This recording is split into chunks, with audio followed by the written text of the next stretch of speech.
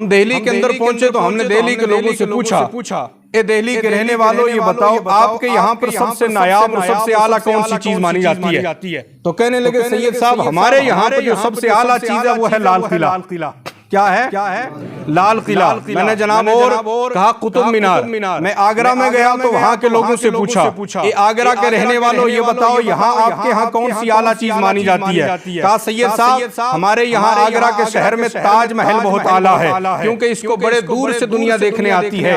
اسی اتر پردیش کے ایک ڈسٹرکٹ میں مراد آباد میں گیا تو میں نے وہاں کے لوگوں سے پوچھا اے مراد آباد کے لوگوں یہ بتاؤ آپ کے یہاں پر کون سی چیز اعلیٰ مانی جاتی ہے؟ تو کہا سید صاحب یہاں مراد آباد کا پیتل بہت اعلیٰ مانا جاتا ہے۔ میں کشمیر کی وادیوں میں گیا تو وہاں کے لوگوں سے پوچھا کشمیر کے رہنے والوں یہ بتاؤ آپ کے یہاں کون سی اعلیٰ چیز مانی جاتی ہے؟ تو کہنے لگے سید صاحب ہمارے یہاں کا سیب بہت اعلیٰ ہوتا ہے، یہاں کی خوبصورتی بہت اعلیٰ ہوتی ہے، ہر چیز بڑی نایاب ہے۔ تو میں نے سوچا ہو سکتا ہے امام احمد رضا بھی اپنے کسی شہر کی تعریف کرتے ہوں گے۔ امام احمد رضا بڑے باپ کا بیٹا ہے، ہو سکتا ہے بریلی کی تعریف نہ کرتا ہو سکتا ہے اپنے باپ دادا کی تعریف نہ کرتا ہو۔ تو مسلمانوں جب میں شہر بریلی پہنچا اور امام احمد رضا کی تربت کو بوسہ دے کر پوچھا اے سیدی احمد رضا یہ بتائیے میں پوری دنیا میں گھوما تو گھومنے کے بعد میں نے دیکھا کسی نے لال قلعہ کو اعلیٰ کہا، کسی نے قطب مینار کو اعلیٰ کہا، کسی نے جناب والا مراد آباد کے پیتل کو اعلیٰ کہا،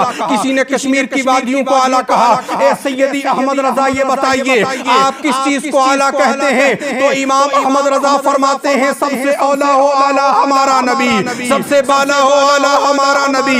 کیا خبر کتنے تارے کھلے چھپ گئے پر نہ ڈوبے نہ ڈوبا ہمارا نبی۔ اور کون دیتا ہے دینے کو منہ چاہیے دینے والا ہے سچا ہمارا نبی۔